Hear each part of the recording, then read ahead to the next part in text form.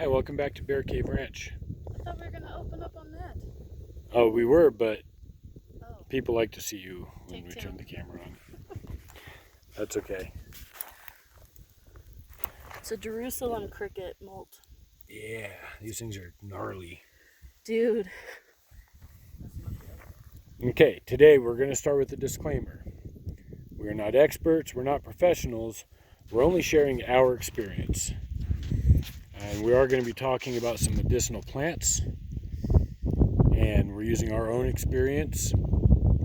I encourage you to look everything up for yourself before doing anything, and always test and make sure for allergies and things like that. So Yes. we assume no responsibility for what happens to you if you try this. We're just telling you what we did.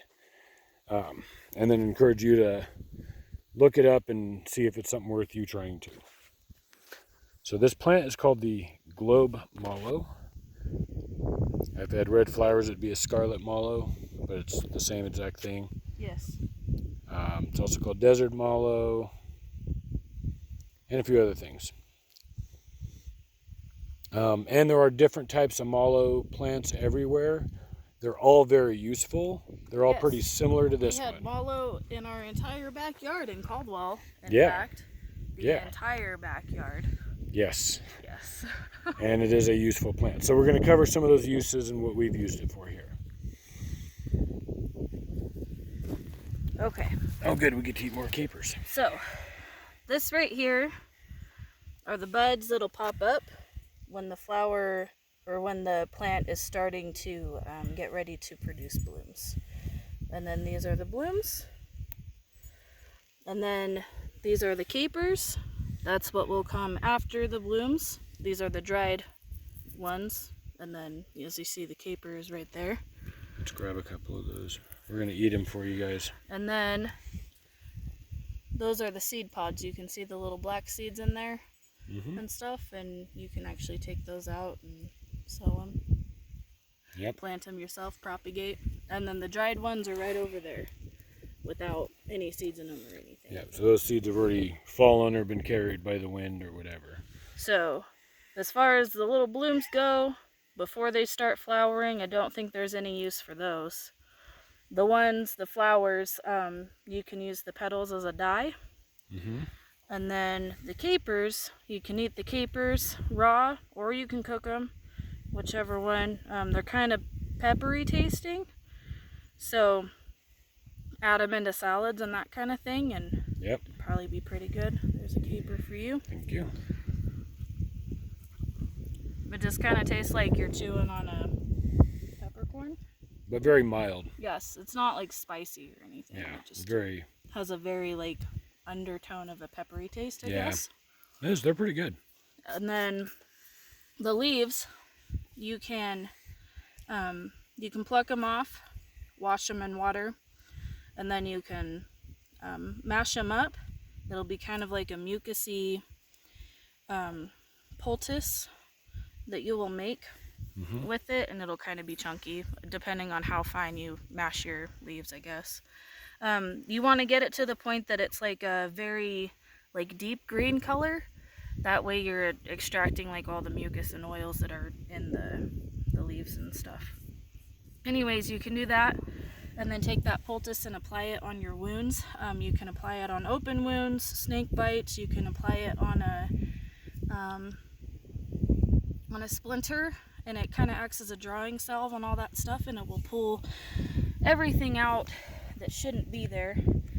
I had an infection in some of my bites last night, and I applied it onto it for about an hour, and it cleared up the infection. It was all like blisters all around the scab there, and that one too, and this one. I had a bunch that I had it on last night.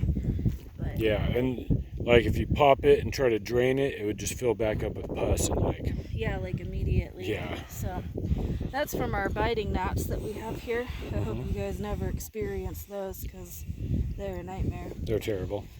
Anyways, you want to make sure that you use the green leaves for that. And then also, you can pick the green leaves like we're doing here, and you can dry them out to make a tea.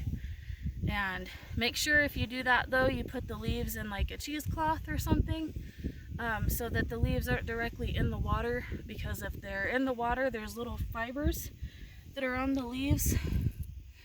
I mean, Like I fine don't little know how hairs. well you can see it, but I mean, it looks like it's, you know, kind of a Fuzz.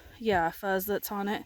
Those hairs can irritate the skin and the throat, so if you leave it in the water, it could make your problems a little worse. But you can use it for like the first signs of bronchitis, and it helps with sore throats. It'll also help with an asthma attack, and we have our daughter here that has asthma as well, so it's kind of good to know these things that you know, if in the wintertime she gets a flare-up or something, we have something that we can help with while we're waiting to get a doctor appointment or something. And then we went over the capers and the leaves. Oh, the roots. The roots you can boil and mash them and make a poultice, and you can put that in cheesecloth too, or you can apply it directly to your skin. I guess it's just kind of a personal preference as to what you want. It doesn't really matter either way. And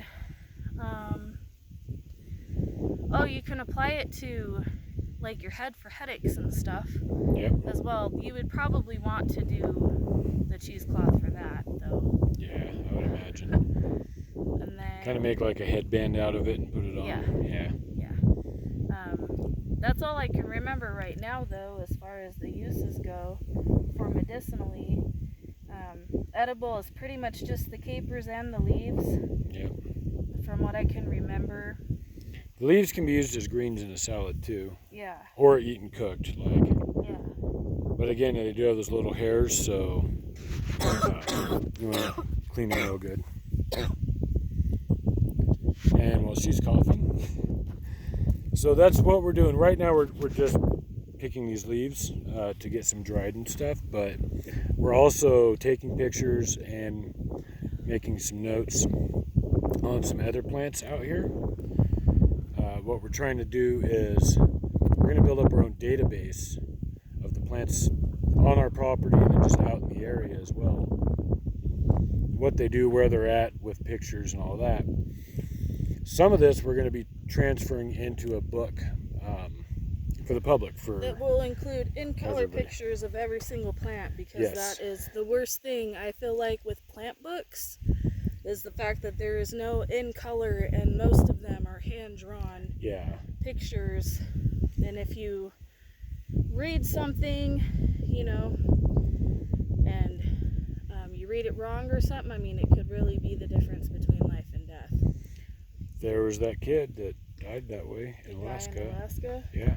Yeah, because the veins ran horizontally instead of vertically or something. Yep.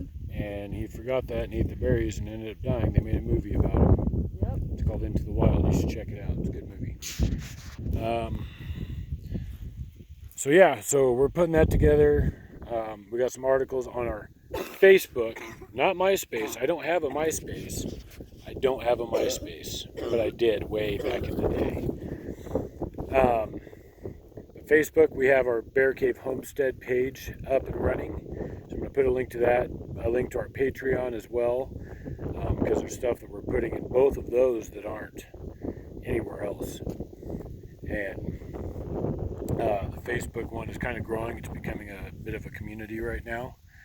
So I'm pretty excited about that. And we're going to be sharing a lot of stuff there, as well as putting together like some ebooks and things like that will be based off of first-hand experience rather than somebody just kind of writing and regurgitating research. So that's going to be our take on it. Everybody, join us on Facebook or Patreon. Like, subscribe, definitely share. Please share videos and posts. The more people that can kind of see this, you never know. Someone may be stranded in the desert with an asthma attack and remember that they can take these things. So enjoy, and we'll see you next time.